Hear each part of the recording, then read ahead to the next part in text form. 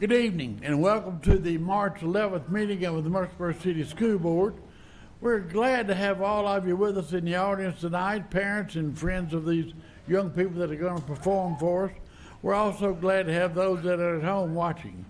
At this time, I'm going to ask you to please stand as we have four young people, Rebecca Lehman and Jake Revitt, both fifth grade students at Discovery School, Sophia Salazar, a fourth grade student, and Farrah J. King, a sixth grade student, both at John Pittard. Lead us in our pledge, followed then by our moment of silence. I pledge allegiance to the flag of the United States of America and to the republic for which it stands, one nation, under God, indivisible, with liberty and justice for all. And now our moment of silence.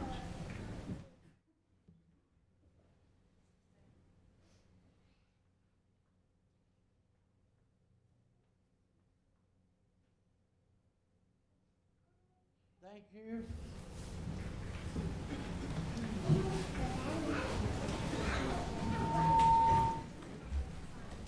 All right, members of the board, you have seen a copy of the agenda, a printed copy. We have a motion to approve the agenda as printed. So moved, Mr. Chairman. Thank you, Mr. Richardson. Second, thank you, Mr. Settles. Any question or comment? I see none. All in favor of the motion say aye. Aye. Any opposition? And there is none. Thank you. Communications. Ms. Trail? Good evening. Good evening. I have a few announcements for you tonight. First of all, we will have our MCS Employee of the Year celebration on Tuesday night, March 18th. You are all invited to join us. We'll be recognizing our teachers and support staffs of the year. So happy to be able to celebrate them and celebrate those who are leading our district. That will be at Copper Ridge. Yes. Okay. It begins at 5 o'clock. Excellence in Education is Friday, April 11th. This year's honoree is former school board member and pediatrician, Dr. Andy Brown. Excellence in Education is the City Schools Foundation top fundraiser for their programs. That will also be at Copper Ridge, and we are looking forward to a really spectacular night. You're also invited to join MCS for the MCS Honor Band performance on March 24th at 6 p.m. at Hobgood's Gymnasium. That has been moved this year, so please make a note of that. It's 6 p.m. at Hobgood's Gymnasium. Parent University, the TCAP Testing Parent Workshop, will be held via Zoom. That is scheduled for tomorrow. We already have over 100 parents signed up for that. It's a great way for those 3rd through 6th grade parents to really find out more about TCAP and what they can do to help their child prepare for TCAP. I want to say thank you to Read to Succeed and the MTSU College of Liberal Arts for their partnership this past 3 months as we've done the Anxious Generation series. We have 2 more to go at local churches, and then we're doing 1 or 2 in Spanish as well. So we're wrapping up that series, but we're very, very happy with how it's turned out. Zone waivers are open through March 28th. This is very important that when that March 28th gets here, those zone waivers are closed. So if you are looking, if you already have your child on a zone waiver, an existing zone waiver, you do have to reapply. If you're looking for a zone waiver, you have to apply by March 28th. That does include kindergarten. So go to cityschools.net for details. There's also information about kindergarten preview days, registration days, and all of that kind of information for the next school year on our website now, as well as on the school websites. STEAM in the City, our big STEM project, is scheduled for March 20th at Lane Agri Center. That's a huge evening for us. We hope you can come. We'll also be highlighting our robotics and also Invention Convention winners. And then finally, the Gifted Academy graduation is scheduled for this Saturday, March 15th, 8:30 a.m. at the central office. And that's kind of a look at March. Thank you, ma'am. You're Appreciate it. A lot of activities going on with a lot of great activities to see. All right. Dr. Duke, spotlight on education. Yes, sir. For our spotlight on education this meeting, March is Music in Our Schools Month. and we are so proud of the programming we offer in MCS to help ensure students have access to music and the arts. Maybe last weekend, I know several of you saw the Bradley production as well, so a lot of great things happening in our arts program. But tonight, we're thrilled to have the Overall Creek Choir under the direction of music teachers Catherine Gordon and Miss Erica Shreve. They're going to perform a song for us. Our music teachers work tirelessly to help nurture the talents and interests for our students. We are so proud to have them here. So I will turn it over to our Overall Creek Choir.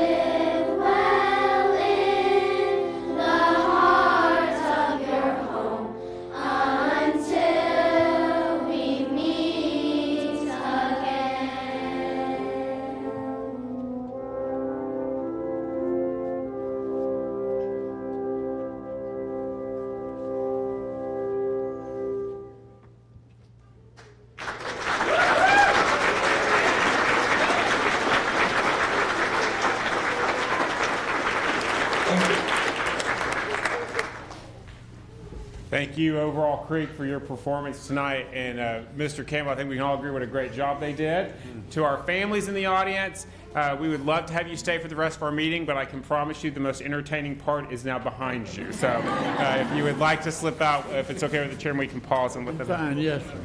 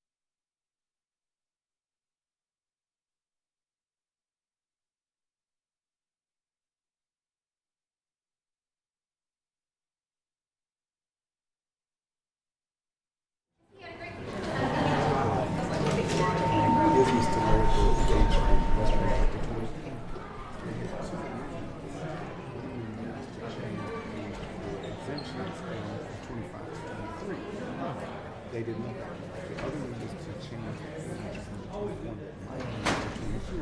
They didn't want that. They voted to do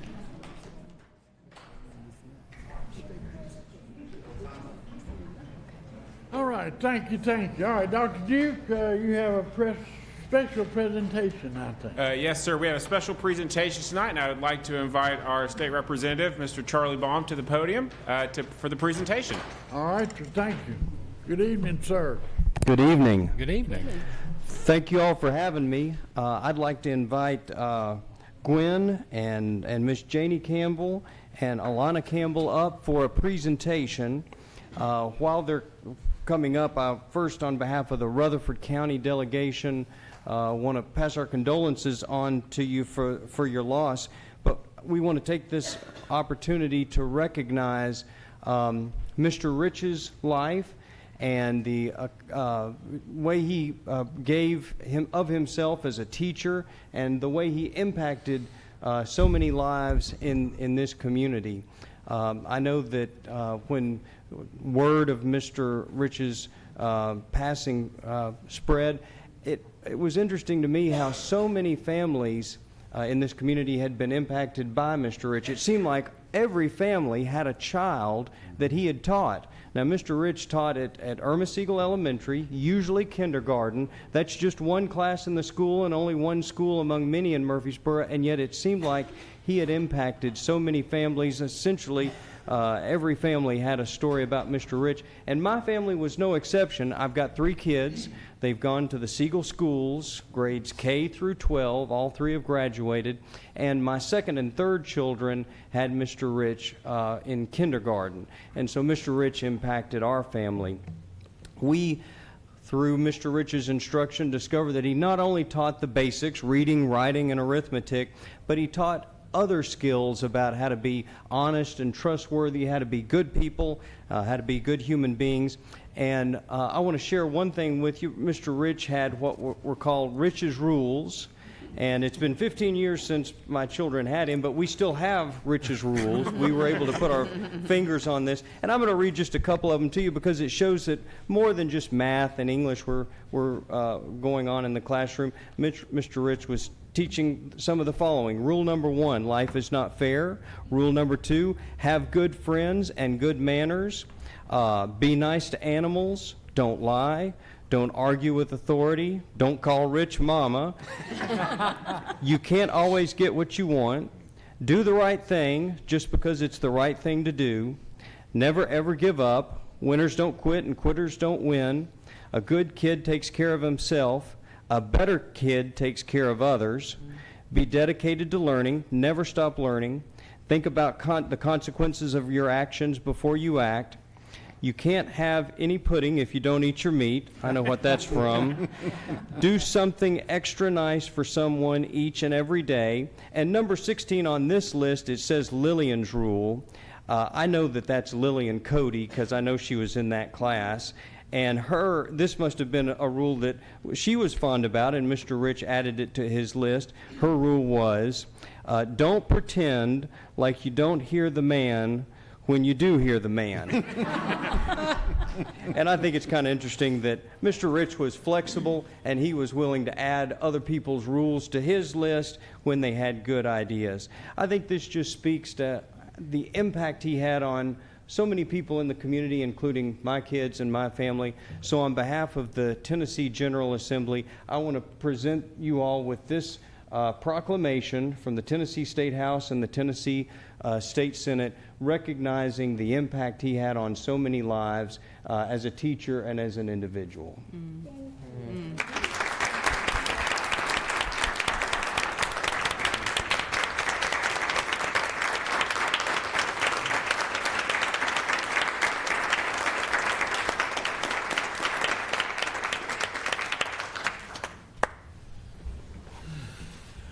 Thank you, sir. Appreciate it very much. I'm going to have to acknowledge now that I have a little bit of a connection with Mr. Rich, or the Rock, or the Man, whichever one you want to call him. I told his wife and his daughter and also his mother to be prepared for a speech tonight.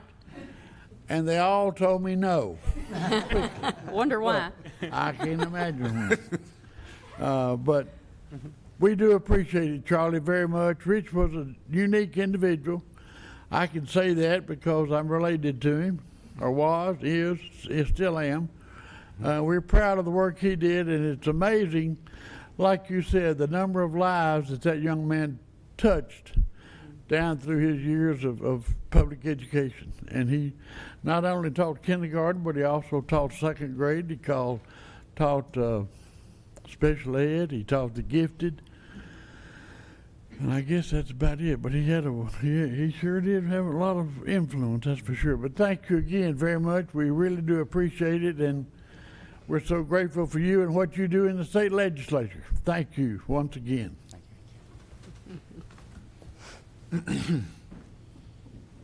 All right, Dr. Duke, best of MCS. Good evening again as we continue our celebrations for tonight. I am excited to recognize our March Best of MCS honoree, to thank this employee for their hard work and their contribution to our school system. And I'm honored to ask Ms. Jennifer Lanier to join me at the podium.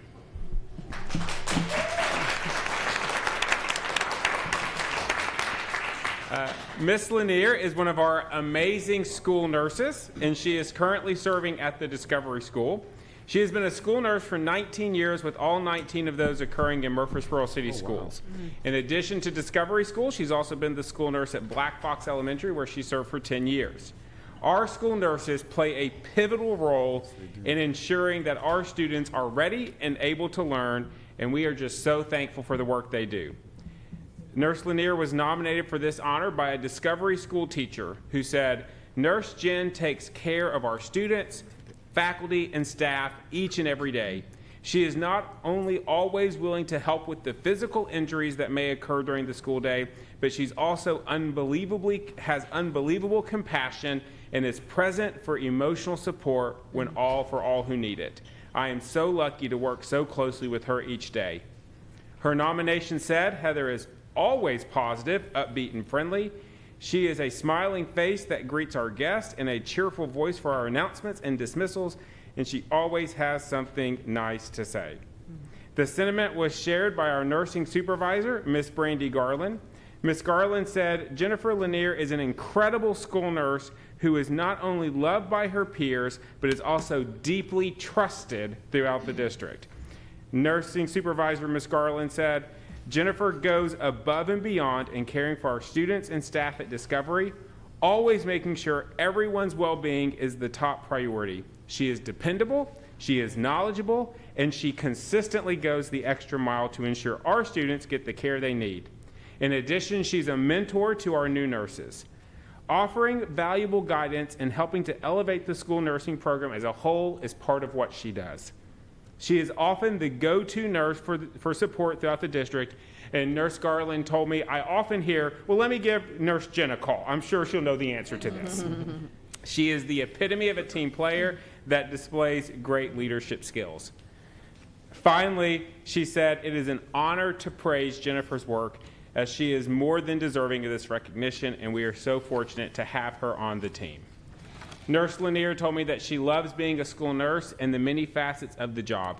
She says there's never a dull moment, and she couldn't do it well without the support of her coworkers and her guidance of the rest of the team. Finally, she said, "I enjoy building relationships with our students and families that allow me to better support a student's acute and chronic health needs, promote health education, and as a result, witness children continue to thrive in the school setting." Nurse Lanier, we are so grateful to have you as part of our district. There is no doubt that you are making a significant impact on our students and staff, and we are so honored to celebrate you as the very best of MCS. Congratulations. You're welcome.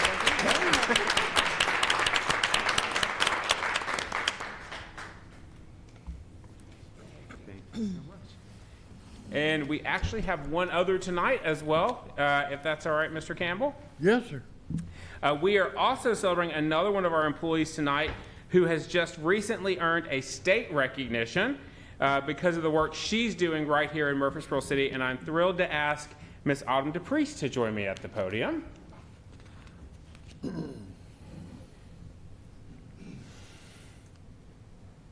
Ms. DePriest, as you know, is our coordinated school health supervisor. In this very important role, she oversees our annual health screenings for all of our students, works with our PE teachers to help ensure our program continues to be top-notch, and leads our sports clinic program to provide a variety of experiences for all of our students. It is with great joy that I get to announce publicly that last week, Autumn was named the Mid-Cumberland Coordinated School Health Supervisor of the Year for all of the districts in Middle Tennessee. Yay. Yes, that's right. We are very proud of Autumn, but we are not surprised at all that she won Mid-Cumberland Coordinated School Health Supervisor of the Year. She has successfully streamlined our health screening process, making it more transparent and accessible for families through proactive communication.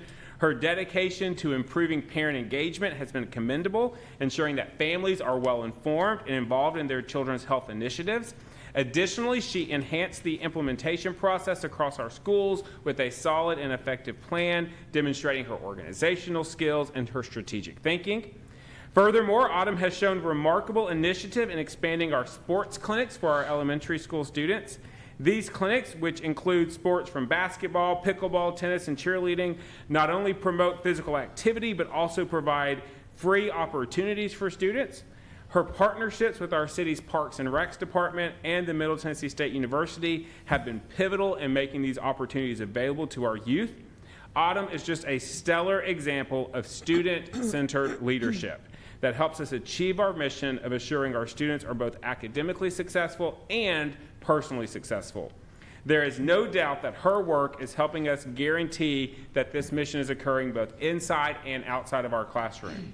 Not only that, but she does it all with positivity, a great attitude, and willingness to go the extra mile. I don't know if I've ever had a conversation with Autumn where I didn't leave feeling better about myself, because that's just how Autumn makes you feel. So congratulations on this honor for representing our district so well. We are so proud of you, and want to say thank you for representing the best of MCS as well. Congratulations. Woo!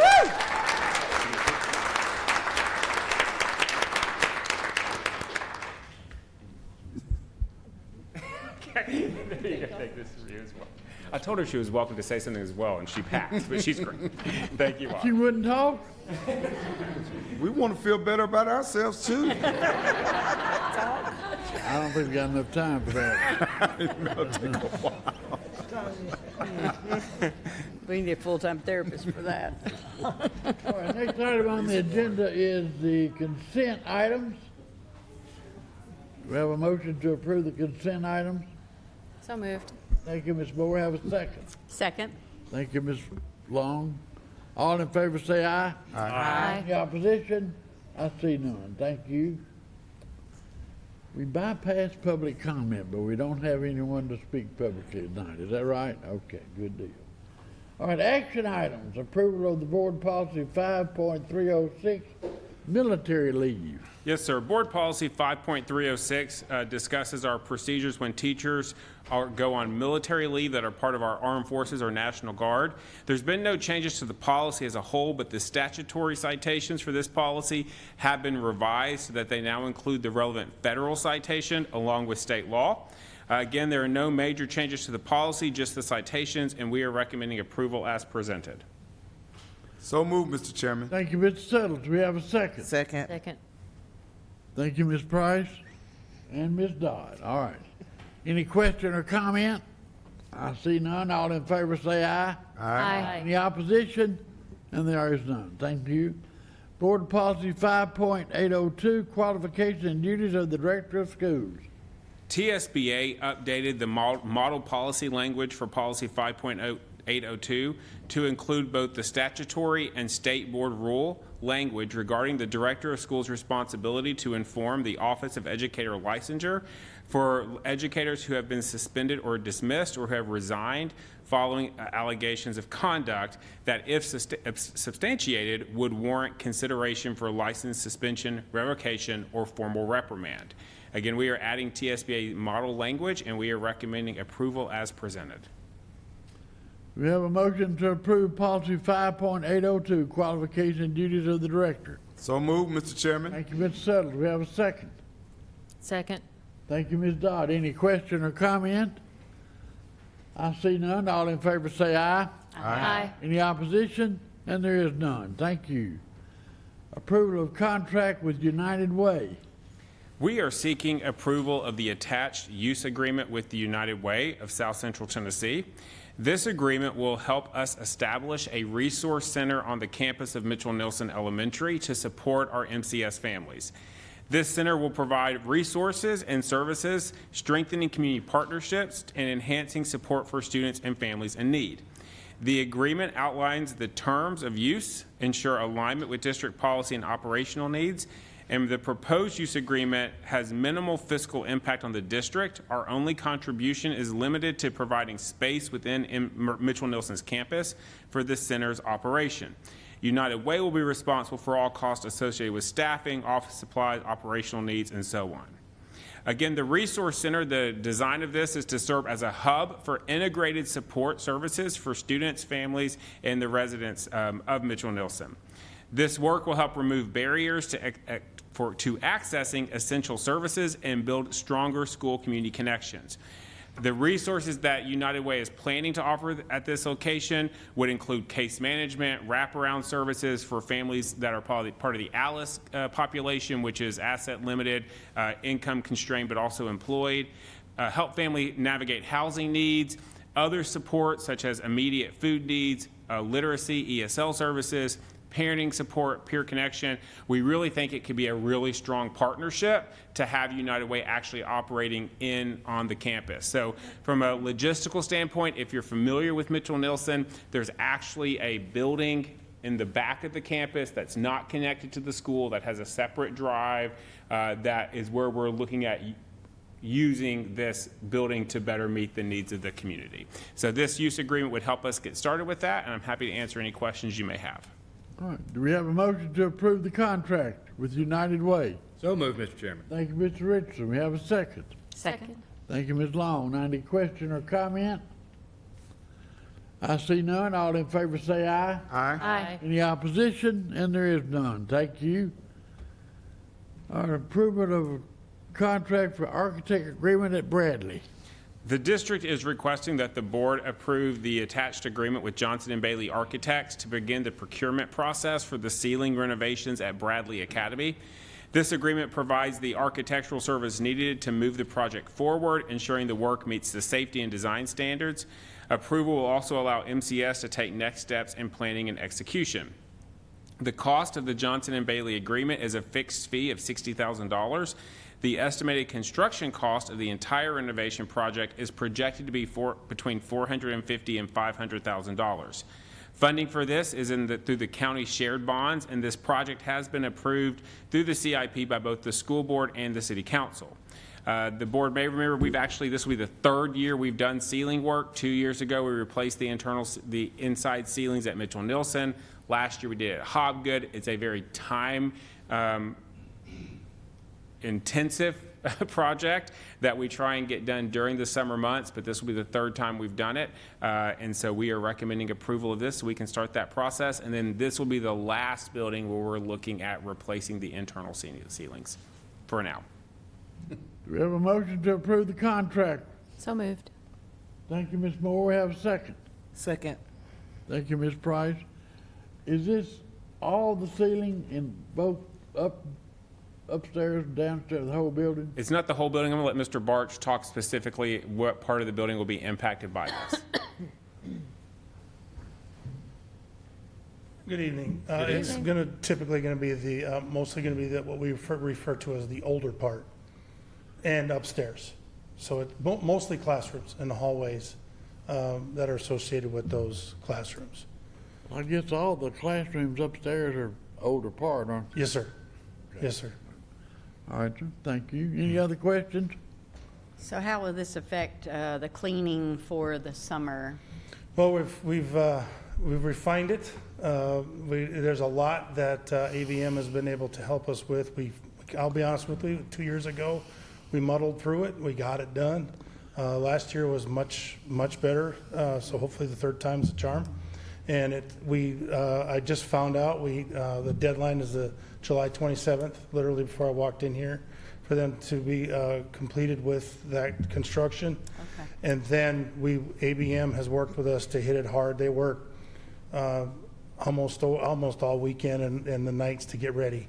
It will impact the staff, and I'll be meeting with Dr. Lewis and his staff to lay this out for them. And to part of the job also, the company does some of the furniture moving, but I would get on the front end of all of that to help the teachers. Is this and the same staff. company we've used before? We don't have a company yet. Oh, okay, okay. We don't know who that is. Johnson and Bailey have done the last two projects, though, as far as As the the, architect. as the, as that's the right. architect, but we don't know who the contractor is Gotcha. yet. Will be that. I will say, as I mentioned, it's a very time-intensive project. They will literally start the afternoon after that 2-hour day, and they will work around the clock until we had to push them pretty hard to guarantee us they could be done by the 27th, Yeah. which is right before teachers come back, because it's very intensive work. They would have, they might have, just to add, they might have some punch list items. That's going to be, what we call most of the construction will be done, or it'll be virtually complete, but punch list items that they might have to work on until school starts with children. Don, what all does that involve? Are they just replacing the ceiling tiles? Well, they're, if you ever looked at, it's interesting to look at some of the older ceilings. When you take these ceiling tiles out, it looks like it's a mess. And so cables and things get reorganized and get put back per the new codes. They might be up there on old codes. If there's wood, if there's wood up in there, they'll remove that, because that's a fire code issue up in the ceilings. And so it's really just kind of getting up above those ceiling tiles modern. Okay. Is this a safety or a state mandate? Do we, No, it's just something with the age that happens. And then when you go into it, it's just kind of like when we got to replace windows and doors, we have to do security things now because of different codes that have been updated, for the last 30 or 40 years for some of these ceilings. okay, thank you. Any other questions? We have a motion and a second. All in favor say aye. Aye. Any opposition? And there is none. Thank you. Reports and information. Yes, sir. The first report we have tonight is on collaborative conferencing. Earlier this year, the board approved a team to begin the collaborative conferencing process with the Murfreesboro Education Association after they complete a poll of our employees. At the request of a board member, I'm asking Dr. Johnson to come and provide an update on where we are and the status of that. Yes, good evening, Board. Good evening. So our collaborative conferencing process has begun between our MEA representatives and our district representatives. So I briefly just want to give you an update on that process, what we've accomplished so far, and our plans moving forward. So our 14 committee members met on January the 2nd for collaborative conferencing under PECA training from Lauren Bush, our attorney. On February the 14th, this committee also met to discuss the differences in policies, administrative directives, and to review again the purpose of this MOU. We began the collaborative conferencing conversations on the topics of complaints and grievances, which are outlined in our policy 5.501. Our next meeting is scheduled for March the 11th, where we'll have an additional 2 hours of training from a TEA representative to ensure that all committee members are knowledgeable and understand the purpose, procedures of the collaborative conferencing process. But did you have that meeting today? Today is March 11th. I'm sorry, not March the 11th. I put the wrong date on there. That is coming up. March the 17th. On March the 17th. And then on April the 9th, our meeting will be to determine topics of concern of our MCS employees going forward, and for us to build a timeline so we can continue these collaborative conferencing conversations.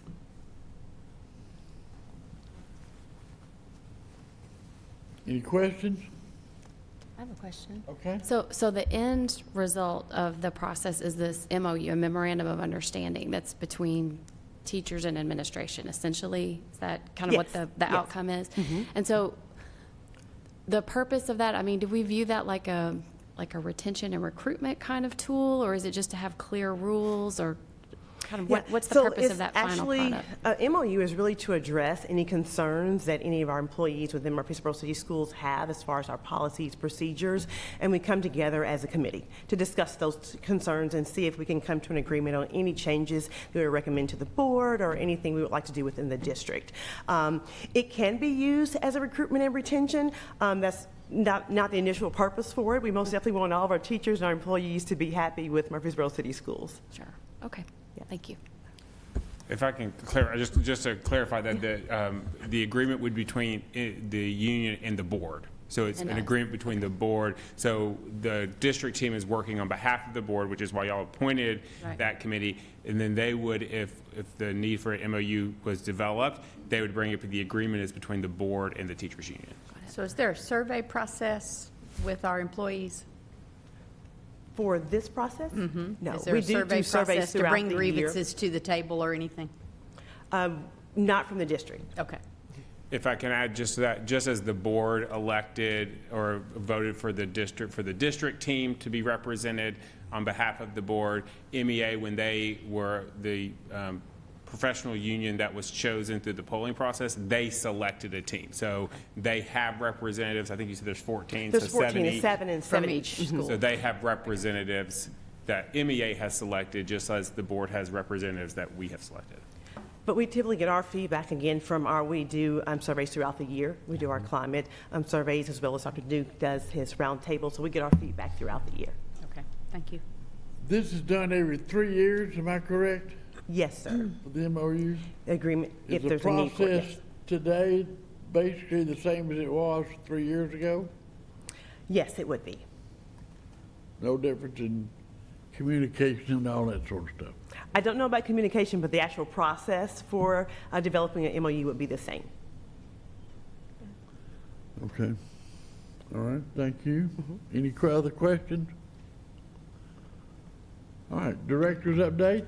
Just a few updates tonight that I wanted to bring to your attention. First of all is that we have one more meeting in March, and then just to make sure the community and you are aware that our actual budget discussions will start in April. So as we've done in previous years, we will have 2 budget workshops. The first one will be April 8th, beginning at 4 o'clock, and the second one will be April 15th at 4 o'clock. Those will be our 2 large budget meetings. We actually go through the revenues, our expenditures, what we're proposing, so that we are ready to vote on that by April 29th, which is our 3rd April meeting, so that we can present it to City Council to meet their timeline. So we're working hard on that. Mr. Owens and his team have been doing a lot of behind-the-scenes work to prepare for that. So I just wanted to flag those for you. The other item that's also listed on your agenda is the self-assessment, the board self-assessment. That is part of our board policy and also a part of our TSBA Board of Distinction. So Ms. Van Cleve has left that at your podium tonight for you to take home. You can fill that out and return to her at the next meeting or in April. And we will tabulate those results. And then at the workshop, the board did ask back in January that we provide basically a summary back to the board. And so we will tabulate that and make sure you get that summary once we have them all in. But those are all of my updates tonight, Mr. Chair. Okay. Other business. Members of the board, you've seen a copy of a questionnaire sort of thing from TSBA. We need to decide, I guess, whether or not we would like to participate in that. I think you have to do several different, online conferences, I guess, different dates. Well, I'm all in. Let's do it. I want to win it. I know you don't like to lose. I do not. I do not. I think there's a pretty good result if the board wins it. All right, so everybody is on board for it. And we will notify TSBA that we are all A-OK and ready to go. Rock and roll. Let's do it. Okay, all right, thank you. Now, anything else coming before the board? I have one Yes, quick ma'am. thing. I wanted to say something about the artwork that's in the rotunda.